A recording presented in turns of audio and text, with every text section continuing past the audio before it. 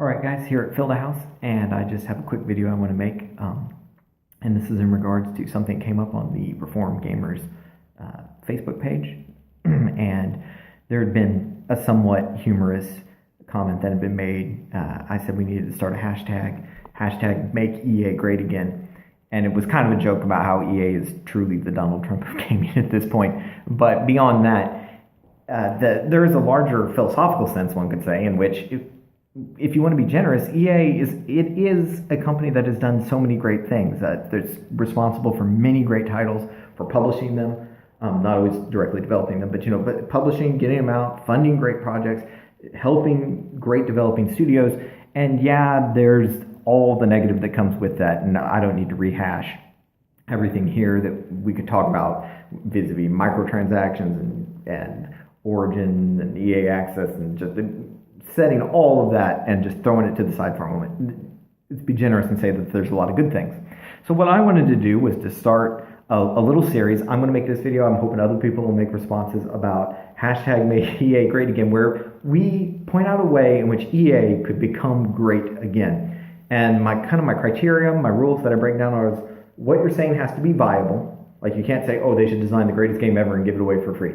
Okay, that's not viable, because what does the greatest game ever even mean? XCOM. It means XCOM.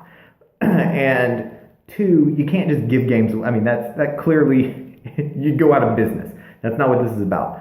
This is about a way in which EA can make some money, make smart business moves, do some good stuff, and also become great in the gaming industry again.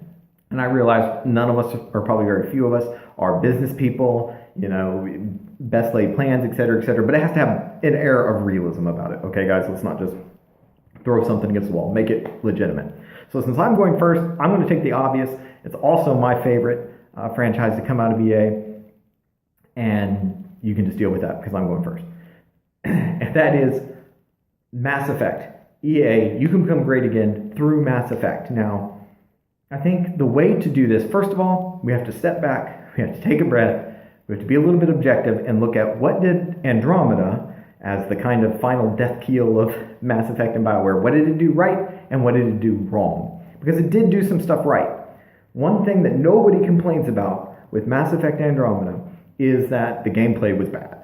It's smooth, it's slick, the engine, the gunplay, it all worked really well, particularly for a specific type of Mass Effect game. And I'm going to circle back to that. But the open world aspect, it worked well. The sense of discovery worked well. The sense of exploration generally worked pretty well. There were some issues with it here and there, but this isn't a review of Mass Effect Andromeda. It's just hitting some highlights of it. And overall, I will contest that the overall art of Mass Effect Andromeda is really good. The game is beautiful. Yeah, you can throw a meme up there about a wonky facial animation all you want and character moggles wigging out, and yes, that happened. And there were bugs, and clearly it was rushed. But if you look particularly at some of the planets, which clearly look like they have more time spent on them, like New Chicunka, the terrain is beautiful. The skies, the backdrops, the paintings, those are beautiful. The buildings are really good looking. It's the detail stuff that's a little bit, but the overall environments are really good. So here's what I'm going to suggest to EA. Here's how to make yourself great again through Mass Effect. And the first step is something that I never call for. This is like the first time I ever remember saying somebody should do something. And that is remake a game. You need to remake the original Mass Effect. And you need to remake it. You can use your new Frostbite engine. That's why I was saying it looked good and it played good. And the game that it would have worked with best was the original Mass Effect. Because frankly, Andromeda is most like the original Mass Effect in my mind. Just with how you can approach problems from multiple ways, how you can deal with things in multiple ways, the way the physics of the game all interact with itself. That was all much more similar to the more open exploratory sense of Mass Effect 1 than it was the later, more linear shooting Gears of War style of Mass Effects 2 and 3. You also had, a more available skill systems that you could bring to bear. So what you're going to do, though, this is critical. Don't go crazy when you're redoing Mass Effect 1. You are just taking literally the same game and putting it in that engine, and I know it's not that simple. It takes programming. It takes redoing the game. That's the part you're redoing. Here's where you're saving money on it. Don't re-record a single line of dialogue. Don't change a single thing in the script. Don't expand the story. Don't do any of it. Just make Mass Effect 1 with your new engine to look really good and run on the latest hardware. And I'm sure you still have to probably pay those voice actors some royalties or something, but surely it's not as much. I don't know how the contracts on it work, but surely it's not as much as getting cast members in there to actually re-record new vast swaths of dialogue. No, you're just going with the original. Use some of that extra funds that you got from that to flesh out some of the. I recently replayed through Mass Effect 1 again, and I always forget, even though I've played through the game like 100 times, that there's those little things that just kind of give you text box conclusions to stuff like, oh, you touched this item. Here's a description of everything that happened. Maybe show a little bit more of it, but frankly, you don't have to show much of it. Just some of it could even be text. I wouldn't care so long as it looks really good and functionally plays out well. You also have, if you want that multiplayer aspect, if you have to get in your loot crate, pack card, whatever glorified gambling machine, you can put that, I think, in a Pinnacle station like the DLC, have there be an arena thing at the end. You can go to a shepherd at some point in the story and play through, but don't have it be a huge big deal for the story. But then have that be, oh, this is the Spectre trial training run thing or something, training ground. And we can go in and, like Mass Effect 3, play as a bunch of different races who might be trying out to be Spectres. Throw in a bunch of different power packs there and all that kind of stuff. But basically, you're keeping it simple. You're just remaking that game. You have some multiplayer on the end, kind of a la Mass Effect 3, where it doesn't affect the story all that much. You wouldn't even have to do it, but if you want to, it's there. And you can maybe even throw in competitive mode. So that's Mass Effect 1. I think that would sell great. You just release it. Just sell it for $70, $60 with $10 deluxe edition or something, and throw in an extra gun. I don't care. But have it just be that. It's gonna make money. People will buy that. I'll buy that. I can't think of a single Mass Effect fan who wouldn't buy that. So that's there. That's going to go great. I really think that is a project you could easily do and it would easily work. And here's the jumping off point from that. Because what you're not going to do, EA, are you listening? What you will not do is make Mass Effect 2. Don't do that. We have Mass Effect 2. We don't need it. We don't need it revamped. Just let that go. You're going to make a new IP, or not new IP, a new series within it. Follow a new character who we can play as. You pick up right after the Battle of the Citadel.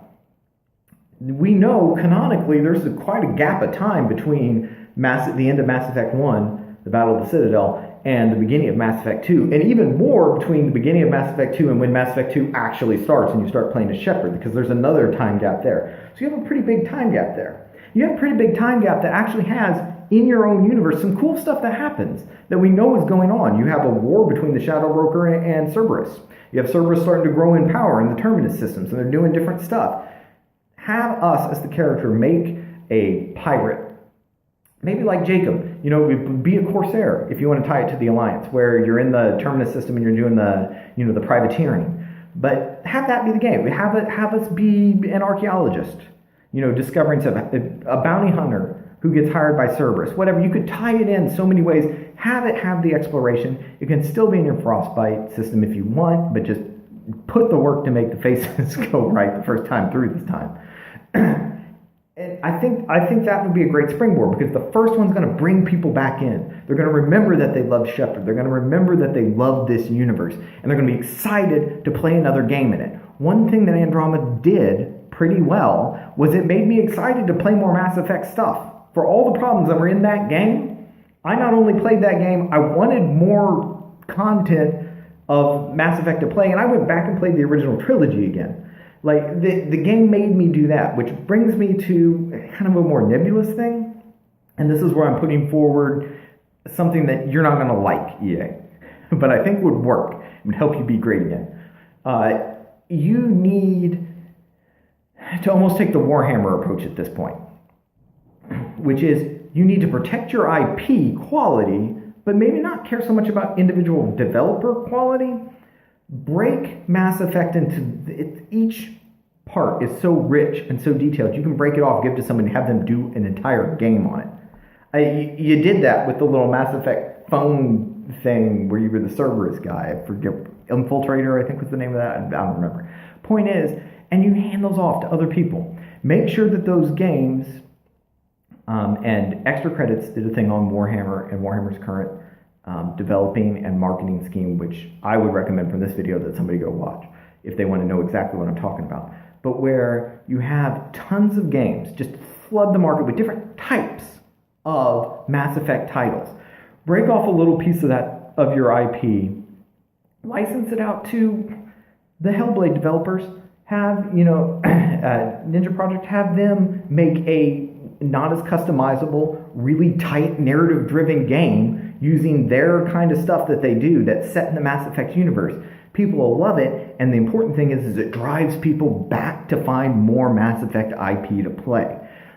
Get tons of just smaller Mass Effect stuff out there. Bring down that price point on that to be releasing these, like a smaller studio releasing a mid-tier budget Mass Effect game that's going to be lovingly, passionately put together, and it's going to drive people back to your flagship titles.